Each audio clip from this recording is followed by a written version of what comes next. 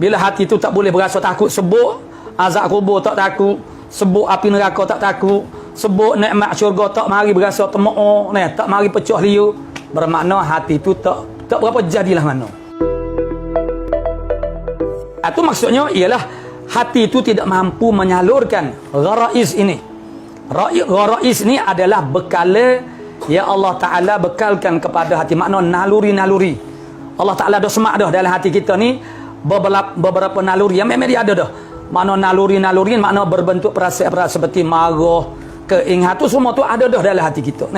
Jadi kita tidak mampu, hati kita tidak mampu menyalurkan naluri-naluri ini kena kepada sasaran dia. Itu juga setengah daripada menunjukkan hati itu tak berapa jadilah mana.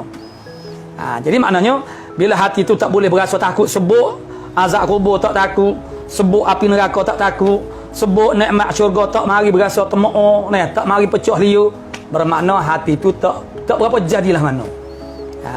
Jadi bila dia tak jadi, tak berapa jadilah, celah dia tu sakit. Begitulah. Maka penyakit-penyakit hati ni banyak. Dalam Minhaj Imam Ghazali misalnya menyebutkan lebih daripada 70 jenis. Dia sebut maknanya ada tu lebih daripada 70 jenis penyakit hati. Tapi Al-Imam Ghazali dalam kitab Minhaj umpamanya dia pilih pak yang terbesar. Mana dia pilih pak yang menunjukkan itu adalah yang paling besar. Penyakit hati kalau kita sebut secara rawaknya dulu maknanya mana berdeki, kedekut. Kedekut juga adalah sifat penyakit hati. Dengki maknanya kita tak suka, kita tak senang, kita rasa tak selesa, kita rasa rimas dengan nikmat yang orang lain dapat. Mana kita tak suka, kita tak berkenan, kita nak marah, nak murih, dan akhirnya mana ingin dalam hati, timbul dalam hati ingin supaya nikmat yang ada pada saudara kita, yakni orang Islam itu jadi hilang daripada diri dia. Itu dia panggil dengki. Walaupun kita tidak pisah, tidak orang panggil usaha kacau nak pelakah nikmat yang ada pada diri dia, semata-mata ingin dalam hati nak supaya nikmat yang ada pada itu hilang. Itu makna dengki dah. Hok pisah tu adalah samarah dia dah. Samarah makna buah kepada dengki. Bila dengki itu kuat sangat, sebab hati saat ni seperti yang sebut dah dulu adalah bekah. Bekah ni maknanya dia ada orang panggil qadar yang tertentu. Hati ni merupakan halaman bekah. Bekah ni macam kita kata gelas kita bubuh air bila dia dah penuh netir dah, pas kita pergi bubuh lagi dia akan berceluk dah. Begitu juga kita marah kepada orang, kita benci kepada orang, kita sakit hati dengan sebab dia dapat nikmat. Kalau benda tu kita tidak bendung benda tu dia akan banyak akhirnya dia akan melimpah ruah, maka dia akan berjelua, akan berlaku kepada orang panggil dalam bentuk tindakan. Maka berlakulah kita tu buat nak kok orang. Itu makna itu penyakit yang menyebabkan kita tu jadi rugi sangat-sangat. Imam Ghazali sebut dalam kitab Minhajul Abidin, tak ada lah satu orang yang buat zalim yang terlebih menzalimi diri dia daripada orang lain ialah orang yang berdeki. Orang yang berdeki ini sebenarnya dia buat zalim kepada diri dia sendiri. Kehidupannya akan jadi sempit bila dia bercikok, dia berdeki dengan orang, sebenarnya dia menyusahkan diri sendiri.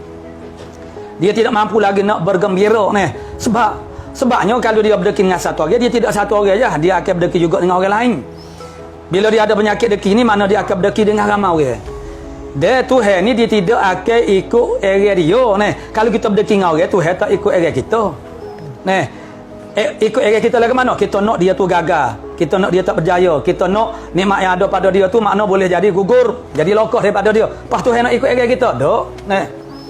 Jadi kita nak dia hilang nikmat, tiba-tiba dia semakin dapat nikmat. Orang tu dapat nikmat, orang ni kira kerana dadam, kita duk sakit hati, akhirnya kita dah jadi lemah dengan perasaan nak marah, nak murih. Sedangkan kita tak, akhir sekali deki ni membawa kepada kemuncak gabriah, ialah menumpahkan darah. Dan itulah sejarah pertama pembunuhan manusia ialah kerana berdeki. Bukan itulah berlaku kepada anak-anak Nabi Adam AS.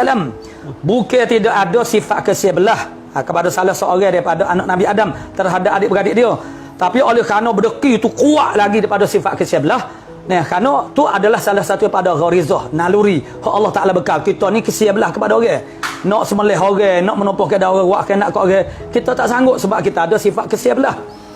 Tapi oleh kerana deki itu lebih power lagi daripada kesebelah, maka itulah yang ghalabah, yang menangnya.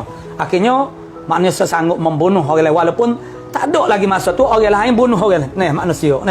Tapi boleh berlaku lagi tu sebab sifat deki. Imam Ghazali dia pilih pak makna takabur antaranya. Ni hok besar. Berdeki itu sebab apa? Sebab ni bakpo power sangat penyakit deki ni. Kerana penyakit deki ni bukan sahaja dihidapi oleh orang-orang awam, alim ulama pun. Yang mana alim ulama ni ialah orang yang paling kebal dan paling kalis dengan maksiat. Tapi dengan penyakit deki ni tak dapat ni untuk nak menangkis. Maka ulama pun berlaku makna sifat deki, dan ada disebut dalam suatu hadis dalam kitab Minhajul Abidin, ni golongan masuk neraka dengan ni sebab. Ulama masuk neraka ni dengan sebab lain tak, tapi dengan sebab deki. Jadi itu adalah penyakit hati.